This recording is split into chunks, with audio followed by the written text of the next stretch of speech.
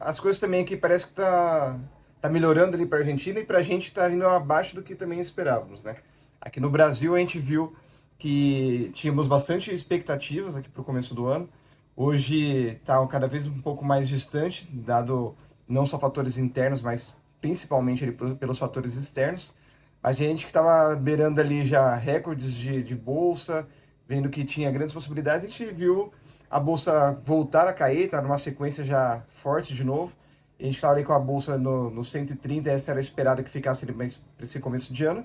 E já está vendo já a bolsa em 124 mil pontos, né? Então já uma queda bem expressiva. E vemos o dólar também que estava ali namorando a casa dos 5, 5,5, chegou até em alguns momentos a ficar abaixo de 4 de 4,80, até uns 4,80 né, que estava sendo esperado, e até inclusive era o esperado para o fechamento do ano.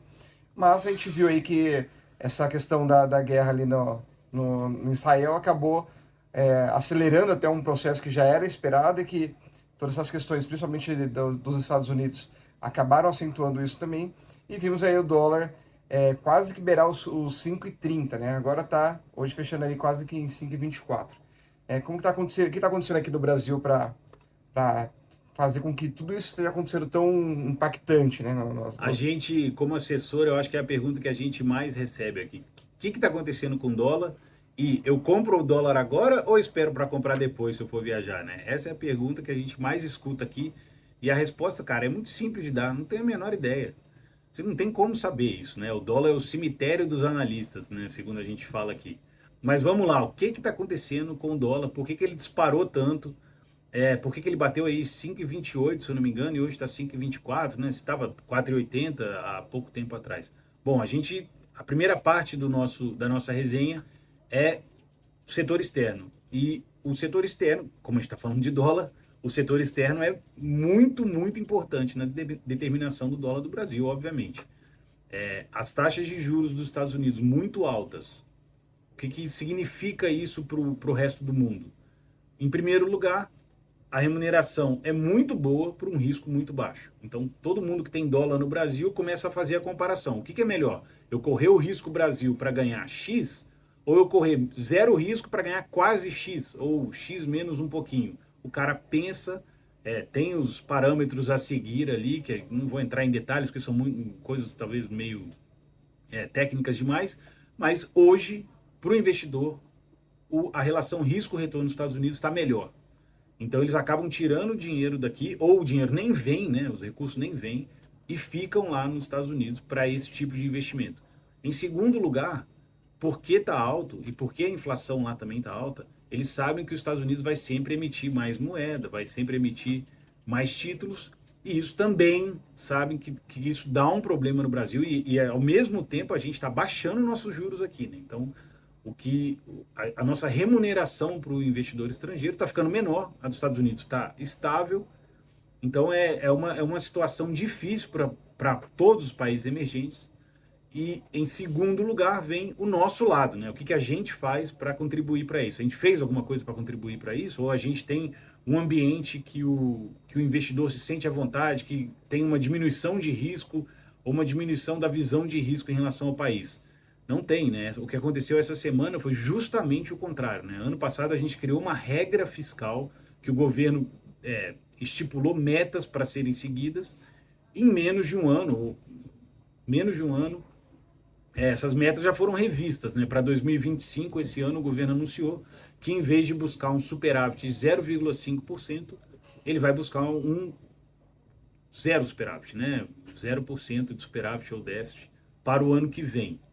Né? Então, assim, já é uma mudança num planejamento que não tem nenhum ano, né? Isso traz muita insegurança em torno do programa em si, né? Do arcabouço fiscal. Algumas coisas, aí entrando dentro da questão interna e dentro do que a gente pode controlar e o que a gente não pode controlar, também tem um ponto importante a ser lembrado, né? O nosso orçamento, ele tem dois pontos. Primeiro que ele é muito engessado, né? Mais de 90% dos gastos, eles são contingenciados, assim, o governo não tem controle. Eles já estão determinados e é muito difícil de ser, praticamente impossível de ser mudado isso sem que mude alguma lei ou até a Constituição em alguns casos. A gente tem pagamento de previdência, pagamento de LOAS, pagamento de salário, tem um monte de coisa ali que não tem como o cara cortar. Em segundo lugar, agora eu perdi. Em segundo lugar, a gente, a parte que a gente consegue controlar, além de ser muito pequena, né, ela está bastante comprometida com outras coisas e que também são muito difíceis de mudar. E aí tem a ver com política, tem a ver com Brasília, tem a ver com ali a relação do executivo com o legislativo, e aí também é uma questão que a gente não gosta de entrar tanto assim, né? Mas é isso, assim. Então a gente tem as coisas que a gente não pode controlar ainda definem muito o nosso orçamento, né? O orçamento fiscal do Brasil. Então e todo ano ele tem um reajuste que também é quase incontrolável. Enquanto lá atrás, lá no real, quando a gente estava tentando curar a inflação que vinha do Collor, de 1000% ao ano, o que a gente fez foi desindexar a moeda da inflação, né? De uma forma super resumida, a gente criou uma outra moeda que a inflação não corroía, e essa moeda imaginária ali, a URV, depois virou o real, e o real ficou livre da inflação, né? Uma explicação super simples aqui. Isso deveria acontecer um pouco com o nosso orçamento também, né?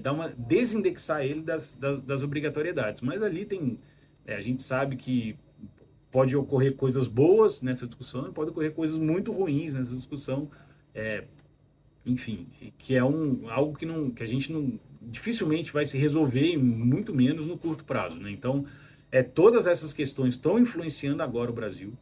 A gente falou semana passada, quando a gente teve dados ruins nos Estados Unidos, acho que foi que os juros não seriam mais cortados mesmo.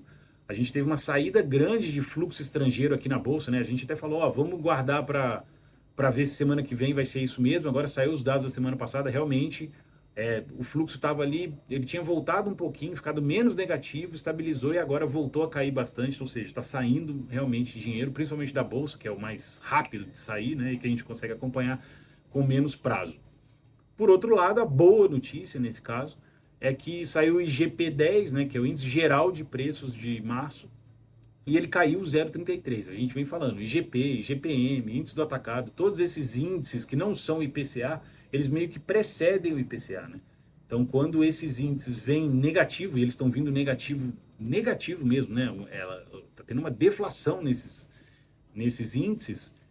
Em breve isso deve afetar o IPCA. Não que ele fique negativo, mas que ele não vá crescer. Isso é uma boa notícia, né? Dado que a gente espera que o Banco Central brasileiro corte a taxa de juros mais uma vez, para a gente começar a chegar ali num terreno pelo menos que de um dígito. Falei bastante, mas é um cenário que mudou de repente sim, né? Em poucos meses, e está pressionando ali, né? O governo se sentiu pressionado por essas mudanças. Os indicadores pioraram bastante, as taxas de juros futuros subiram muito esse mês, então foi uma reviravolta mesmo que a gente está acompanhando aqui.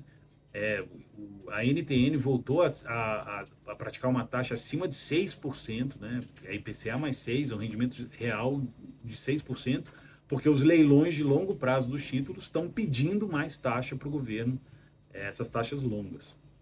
Com certeza. Se a gente está vendo lá que nos Estados Unidos a questão fiscal está gerando um impacto já negativo para o mundo inteiro, obviamente que a economia deles é muito maior, mas já gera um impacto, sendo que eles estão infinitamente melhores que a gente.